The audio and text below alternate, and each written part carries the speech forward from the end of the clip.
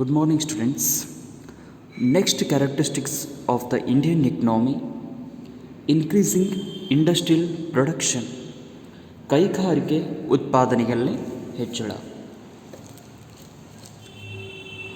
From the year 1948, by introducing the industrial policy, and along with the also introduce the 5-year plan. 1948ರಲ್ಲಿ ನಾವೇನು ಮಾಡಿದ್ವಿ ಅಂದರೆ ಮೊದಲ ಕೈಗಾರಿಕಾ ನೀತಿಯನ್ನು ಆರಂಭ ಮಾಡಿದ್ದೇವೆ. ಅದೇ ಸಮಯಕ್ಕೆ ನಾವು ನಮ್ಮ ದೇಶದಲ್ಲಿ ಏನು ಮಾಡಿದ್ದೇವೆ ಅಂದರೆ ಪಂಚವಾರ್ಷಿಕ ಯೋಜನೆಗಳನ್ನು ಕೂಡ ಜಾರಿಗೆ ತಂದೇವೆ. And the government is the emphasizing the production in the industrial sector and also government providing the more facility to the industrial policy and also providing the financial help to the industrial sector. 1948ರಲ್ಲಿ ಆ ಸಮಯದಲ್ಲಿ ಏನಾಯ್ತಂದರೆ ನಮ್ಮ ದೇಶದ ಒಂದು ಸರ್ಕಾರಗಳು ಏನು ಮಾಡಿದವು ಅಂದರೆ ಕೈಗಾರಿಕೆಗಳನ್ನ ಸ್ಥಾಪನೆ ಮಾಡುವಂಥ ವ್ಯಕ್ತಿಗಳಿಗೆ ಆರ್ಥಿಕವಾಗಿ ಸಹಾಯ ಮಾಡೋದು. ಅಷ್ಟೇ ಅಲ್ಲದೆ governments also providing the financial help to very low interest. ಇಲ್ಲಿ ಏನು ಮಾಡಿದೆವು ಅಂದರೆ ಯಾರು ಒಂದು ಕೈಗಾರಿಕೆಯನ್ನು ಸ್ಥಾಪನೆ ಮಾಡಲಿಕ್ಕೆ ಹೋಗ್ತಾರಲ್ಲ ಅವ್ರಿಗೆ ಮಾಡ್ತಾ ಅಗದಿ ಕಡಿಮೆ ಬಡ್ಡಿ ದರದಲ್ಲಿ ಏನು ಮಾಡಿದೆ ಅಂದರೆ ಹಣಕಾಸಿನ ಸಹಾಯವನ್ನು ಮಾಡೋದು, ಸಾಲವನ್ನು ಕೊಡುವಂಥದ್ದು ಮಾಡ್ದು. ಅದಕ್ಕಾಗಿ ಆ ಟೈಮ್ದಲ್ಲಿ ಆಟೋಮೆಟಿಕ್ಲಿ ಏನಾಯ್ತು ಅಂದರೆ ಇಂಡಸ್ಟ್ರಿಯಲ್ ಕೂಡ ಏನಾಯ್ತು ಅಂದರೆ ಇಂಡಸ್ಟ್ರಿ ಏನು ಮಾಡೋದು ಎಸ್ಟಾಬ್ಲಿಷ್ ಅದು. In the 12th 5-year plan, industrial sector total production is 7.6%. 12ನೇ ಪಂಚವಾರ್ಷಿಕ ಯೋಜನೆಯ ಪ್ರಕಾರ ಕೈಗಾರಿಕಾ ಕ್ಷೇತ್ರದ ಒಟ್ಟು ಉತ್ಪಾದನೆ 7.6%. Because already we are implemented the 1991 new economic policy in the year 1991. 1991ರಲ್ಲಿ ನಾವೇನು ಮಾಡಿದ್ವಿ ಅಂದರೆ ನೂತನ ಆರ್ಥಿಕ ನೀತಿಯನ್ನು ಜಾರಿಗೆ ತಂದೇವೆ. ಆ ಒಂದು ನೂತನ ಆರ್ಥಿಕ ಯೋಜನೆಯಲ್ಲಿ ನಾವೇನು ಮಾಡಿದ್ವಿ ಅಂದರೆ ಉದಾರೀಕರಣ, ಖಾಸಗೀಕರಣ ಮತ್ತು ಜಾಗತೀಕರಣ ಅನ್ನುವಂಥ 3 ಕಾನ್ಸೆಪ್ಟನ್ನು ಇಂಟ್ರೊಡ್ಯೂಸ್ ಮಾಡಿದ್ವಿ. We are introducing the 3 main concepts in the new economic policy: liberalization, privatization, globalization. These are the very helpful to the our country economy. ನಮ್ಮ ದೇಶದ ಒಂದು ಆರ್ಥಿಕತೆಯ ಒಂದು ಅಭಿವೃದ್ಧಿಗೆ ಏನಾಯಿತು ಅಂದರೆ ನೂತನ ಆರ್ಥಿಕ ಯೋಜನೆ ಏನಾಯಿತು ಬಹಳಷ್ಟು ಸಹಕಾರಿ ಆಯಿತು. And the country is producing the intermediate goods along with the finished goods. Government also providing the more importance to the intermediate goods as well as the finished goods. ಆ ಟೈಮ್ದಲ್ಲಿ ಸರ್ಕಾರ ಏನು ಮಾಡುತ್ತಂದರೆ ಮಧ್ಯಂತರ ಸರಕುಗಳು ಮತ್ತು ಅಂತಿಮ ಸರಕುಗಳನ್ನು ಕೂಡ ಉತ್ಪಾದನೆ ಮಾಡಲಿಕ್ಕಿತ್ತು.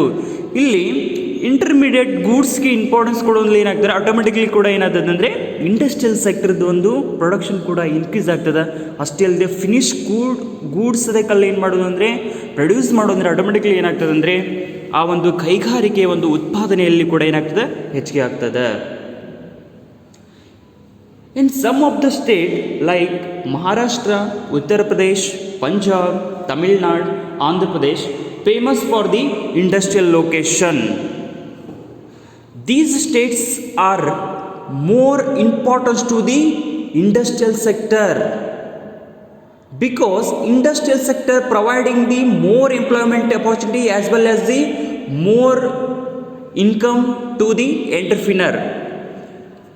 ಇಲ್ಲಿ ಏನು ಮಾಡ್ತಾರೆ ಕೆಲವೊಂದಿಷ್ಟು ರಾಜ್ಯದಲ್ಲಿ ಏನಾಯ್ತು ಅಂದರೆ ಮಹಾರಾಷ್ಟ್ರ ಆಗಿರ್ಬೋದು, ಉತ್ತರ ಪ್ರದೇಶ ಆಗಿರ್ಬೋದು, ಪಂಜಾಬ್ ಆಗಿರ್ಬೋದು, ತಮಿಳ್ನಾಡು ಆಗಿರ್ಬೋದು, ಆಂಧ್ರ ಪ್ರದೇಶ ಆಗಿರ್ಬೋದು, ಈ ಸ್ಥಳಗಳನ್ನ ಏನಂತೀವಿ ನಾವು ಅಂದರೆ ಕೈಗಾರಿಕೆಯು ಒಂದು ಸ್ಥಳಗಳಂತ ಕರಿತೀವಿ. ಯಾಕಂದರೆ ಈ ಪ್ರದೇಶದಲ್ಲಿ ಏನದ ಅಂದರೆ ಹೆಚ್ಚಿನ ಜನರು ಕೈಗಾರಿಕೆ ಮೇಲೆ ಅವಲಂಬಿತರಾಗಿದ್ದಾರೆ. ಅಷ್ಟೇ ಅಲ್ಲದೆ industrial providing the more employment opportunity, create the more employment opportunities. ಇದು ಏನಾಗಿದೆ ಅಂದರೆ ಹೆಚ್ಚಿನವಾದಂಥ ಒಂದು ಉದ್ಯೋಗ ಸೃಷ್ಟಿ ಮಾಡೋದ್ರಿಂದ ಏನಾಗ್ತದೆ ಅಂದರೆ ದೇಶದ ಆರ್ಥಿಕತೆಗೂ ಕೂಡ ಏನಾಗ್ತದೆ ಅಂದರೆ ಹೆಚ್ಚಿಗೆ ಕಾಂಟ್ರಿಬ್ಯೂಷನ್ ಕೊಡ್ತದೆ. ಅದಕ್ಕಾಗಿ ಏನು ಮಾಡಿದೆ ಅಂದರೆ ಈ ರಾಜ್ಯಗಳು ಏನು ಮಾಡಿದವು ಅಂದರೆ ಕೈಗಾರಿಕಾ ವಲಯಕ್ಕೆ ಏನು ಮಾಡಿದವು ಅಂದರೆ ಹೆಚ್ಚಿನವಾದಂಥ ಹೂಡಿಕೆಯನ್ನು ಮಾಡಿಕೊಂಡು ಅಲ್ಲಿ ಕೃಷಿ ಕ್ಷೇತ್ರಕ್ಕಿಂತ ಕೈಗಾರಿಕಾ ಕ್ಷೇತ್ರಕ್ಕೆ ಏನು ಮಾಡಿದವು ಅಂದರೆ ಹೆಚ್ಚಿನ ಮಹತ್ವವನ್ನು ನೀಡಿದ್ದಾವೆ. And along with these states banking sectors also providing the more loan to the industrial sector compared to the agriculture sector. Industrial sector having the more loans. ಇಲ್ಲಿ ಏನಾಗಿದೆ ಅಂದರೆ ನಾವು ಕೃಷಿ ವಲಯಕ್ಕಾಗಿರ್ಬೋದು, ಸೇವಾ ವಲಯಕ್ಕೆ ನಾವು ಇಲ್ಲೇನಾದರೂ ನಾವು ಕಂಪೇರ್ ಮಾಡಲಿಕ್ಕೆ ಹೋದಾಗ ಏನಾಗ್ತದೆ ಅಂದರೆ ಕೈಗಾರಿಕಾ ಕ್ಷೇತ್ರಕ್ಕೆ ಏನು ಮಾಡ್ತಾರೋ ಅಲ್ಲಿ ಆ ರಾಜ್ಯದಲ್ಲಿರುವಂಥ ಬ್ಯಾಂಕ್ಗಳಿಗೆ ಏನು ಮಾಡ್ತಾವೆ ಅಂದರೆ ಹೆಚ್ಚಿನವಾದಂಥ ಆರ್ಥಿಕ ಸಹಾಯವನ್ನು ಮಾಡ್ತಾ ಇದ್ದಾವೆ. ಅದಕ್ಕಾಗಿ ಇಲ್ಲಿ ಏನಾಗಿದೆ ಆಟೋಮೆಟಿಕ್ಲಿ ಏನಾದಂದರೆ ಇಂಡಸ್ಟ್ರಿಯಲ್ ಸೆಕ್ಟರ್ ಕೂಡ ಏನಾಗುತ್ತೆ ಗ್ರೋತ್ ಆಗ್ತಾ ಇದೆ. ಇಂಡಸ್ಟ್ರಿಯಲ್ ಸೆಕ್ಟರ್ಗೂ if suppose industrial sector growth automatically employment opportunity also created. Employment opportunity created every person economy also improving. ಪ್ರತಿಯೊಬ್ಬರ ಒಂದು ಆರ್ಥಿಕವಾದಂಥ ಸ್ಥಿತಿಗತಿಗಳು ಕೂಡ ಏನಾಗ್ತಾವೆ ಅಂದರೆ ಇಲ್ಲಿ ಸುಧಾರಣೆ ಆಗ್ತವೆ, ಉದ್ಯೋಗಗಳ ಅವಕಾಶಗಳು ಸಿಗ್ತಾವ, ಅವರ ಒಂದು people standard of living also good, ಅವರ ಒಂದು ಜೀವನ ಮಟ್ಟವೂ ಕೂಡ ಏನಾಗ್ತದೆ ಹೆಚ್ಚಿಗಾಗ್ತದೆ. ಅದಕ್ಕಾಗಿ ಏನು ಮಾಡೋದು ಅಂದರೆ ಸರ್ಕಾರ ಏನು ಮಾಡೋದು ಅಂದರೆ ಹೆಚ್ಚಿನವಾದಂಥ ಒಂದು ಮಹತ್ವವನ್ನು ಕೈಗಾರಿಕಾ ಕ್ಷೇತ್ರಕ್ಕೆ ನೀಡಿದೆ. Banking sector not only providing the short term loans, it is also providing the long term and the medium term loans to the entrepreneur. ಇಲ್ಲಿ ಏನು ಮಾಡ್ತಾ ಇದ್ದಾವೆ ಅಂದರೆ ಕೈಗಾರಿಕೆಗಳು ಇಲ್ಲಿ ಅಲ್ಪಾವಧಿ ಸಾಲ ಅಷ್ಟೇ ಅಲ್ಲ, ಮಧ್ಯಮಾವಧಿ ಸಾಲ ಮತ್ತು ದೀರ್ಘಾವಧಿಯ ಸಾಲವನ್ನು ಕೊಡ್ತಾ ಇರೋದ್ರಿಂದ ಏನಾಗ್ತದೆ ಅಂದರೆ ಉದ್ಯಮಿಗಳಿಗೆ ಏನಾಗ್ತದೆ ಅಂದರೆ ಇನ್ನೂ ಕೂಡ ನಾವು ಕೈಗಾರಿಕೆಯನ್ನು ಸ್ಥಾಪನೆ ಮಾಡಬೇಕನ್ನುವಂಥ ಒಂದು ಹುಮ್ಮಸ್ಸು ಬರ್ತದೆ. ಇದರಿಂದ ಆಟೋಮೆಟಿಕ್ಲಿ ಏನಾಗ್ತದೆ ಅಂದರೆ ಎಕನಾಮಿ ಕೂಡ ಇಂಪ್ರೂವ್ಮೆಂಟ್ ಆಗಿ ಏನಾಗ್ತದೆ ಅಂದರೆ ಅನ್ಎಂಪ್ಲಾಯ್ಮೆಂಟ್ ಕೂಡ ಏನಾಗೋದು ಡಿಕ್ರೀಸ್ ಆಗ್ಬೋದು.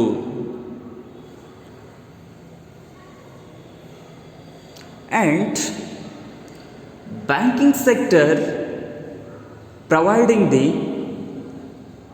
loans to the small scale industry sector, medium scale industrial sector, micro scale industrial sector as well as the large scale industries.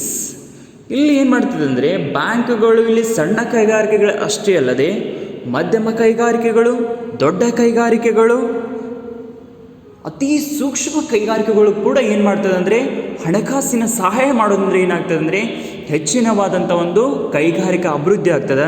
ಕೈಗಾರಿಕೆ if suppose industrial sector is improving automatically our economy also improvement, our economy improvements, our national income also increase. Automatically national income increases if a person per capita also increases.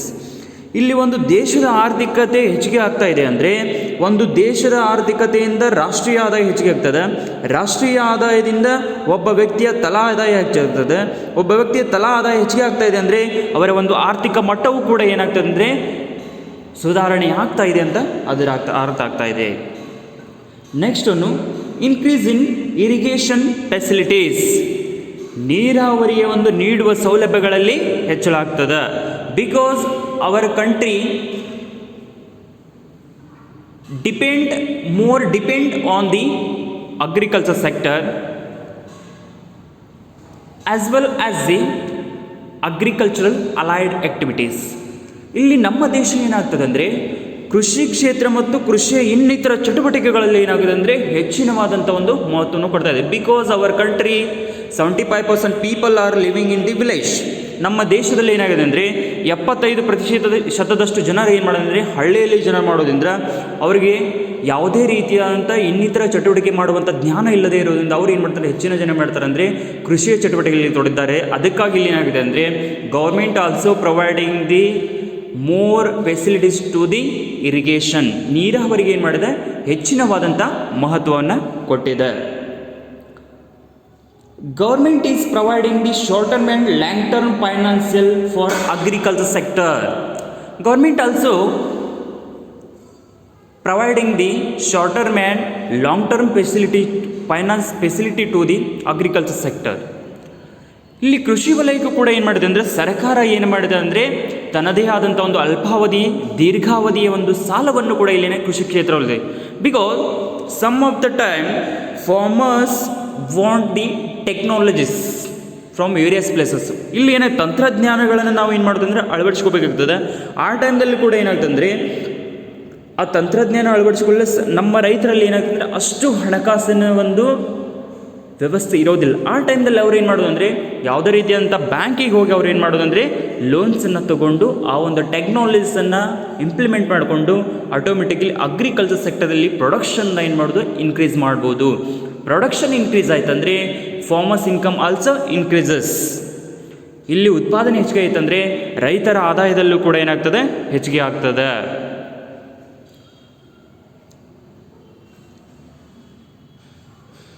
And governments providing the irrigation facilities especially for the development of the irrigation. ಇಲ್ಲಿ ನೀರಾವರಿಯಲ್ಲಿ ಅಭಿವೃದ್ಧಿ ಆಗಬೇಕಂತ ಈಗೇನು ಮಾಡ್ತೇವೆ ಅಂದರೆ sprinkler ಅಂತ ಆ ರೀತಿಯಂತ ಹನಿ ನೀರಾವರಿ ಪದ್ಧತಿಯನ್ನು ಉಪಯೋಗ ಮಾಡ್ತಾ ಇದ್ದೇವೆ. If suppose we are adapting the various irrigation practices we also save the water in the various farms. If suppose water save in the form of the build of the dams, chucks, etc. ಇಲ್ಲಿ ನಾವು ಏನು ಮಾಡ್ತೀವಿ ಅಂದರೆ ನೀರನ್ನು ಶೇಖರಣೆ ಮಾಡಲಿಕ್ಕೆ ನಾವೇನು check ಅಥವಾ ಡ್ಯಾಮನ್ನು ನಿರ್ಮಾಣ ಮಾಡ್ತಾರೆ. ಅಷ್ಟೇ ಅಲ್ಲದೆ ಹನಿ ನೀರಾವರಿ ಪದ್ಧತಿಯನ್ನು ಬಳಸೋದ್ರಿಂದ ಎಷ್ಟೋ ರೀತಿಯಾದಂಥ ನಾವು ಪೋಲಾಗುವಂಥ ನೀರನ್ನು ಏನು ಮಾಡೋದು ಅಂದರೆ ಶೇಖರಣೆ ಮಾಡಿ ಇಟ್ಕೋಬಹುದು. It is constructing the dam, canes and borewells and the other type of the water facilities for the agriculture sector. ನಾವಿಲ್ಲಿ ಏನು ಮಾಡೋದು ಬೋರ್ವೆಲ್ಸನ್ನು ಹಾಕ್ಬೋದು, ಡ್ಯಾಮ್ಸನ್ನು ನಿರ್ಮಾಣ ಮಾಡ್ಬೋದು, ಚಕ್ಸನ್ನು ನಿರ್ಮಾಣ ಮಾಡ್ಬೋದು, ಅಥವಾ ಇನ್ನಿತರವಾದಂಥ ಒಂದು ನೀರನ್ನು ಸಂಗ್ರಹಣೆ ಮಾಡುವಂಥ ಮೂಲಗಳ ಮೂಲಕವೂ ಕೂಡ ನಾವೇನು ಮಾಡ್ಬೋದು ಅಂದರೆ ನೀರನ್ನು ಶೇಖರಣೆ ಮಾಡಿಕೊಂಡು ನಮ್ಮ ಒಂದು ಕೃಷಿಯಲ್ಲಿ ಕೂಡ ಏನು ಮಾಡೋದು ಅಂದರೆ ನೀರಾವರಿ ಪದ್ಧತಿಯಲ್ಲಿ ಹೆಚ್ಚಿನ ಉತ್ಪಾದನೆಯನ್ನು ನಾವು ಮಾಡಬಹುದು. And it is one of the reason for which agriculture productivity is increases. If suppose we are adopting the various facilities for the irrigation facilities, automatically agriculture sector production increases. If suppose ಇಲ್ಲಿ ಏನಾಗಿದೆ ಅಂದರೆ irrigation facilities ಸಿಗ್ತಾ ಇದೆ, ನಾವು ಪಡ್ಕೊತಾ ಇದ್ದೇವೆ ಅಂದರೆ ಅಲ್ಲಿ ಏನಾಗ್ತದೆ ಅಂದರೆ ಯಾವುದೇ ಟೈಮ್ನಲ್ಲಿ ಏನಾಗ್ತದೆ ಅಂದರೆ ನಾವು ಬೆಳೆಗಳಿಗೆ ನೀರನ್ನು ಹಾಕ್ಬೋದು. ಬೆಳೆಗಳಿಗೆ ನೀರು ಹಾಕೋದ್ರೆ ಆಟೋಮೆಟಿಕ್ಲಿ ಏನಾಗ್ತದೆ ಅಂದರೆ ಯಾವುದೇ ಕಾಲದಲ್ಲೂ ಕೂಡ ಅವನು ಸಮೃದ್ಧವಾಗಿ ಬೆಳೆದು ಹೆಚ್ಚಿನ ಉತ್ಪಾದನೆಯನ್ನು ಕೊಡ್ಬೋದು.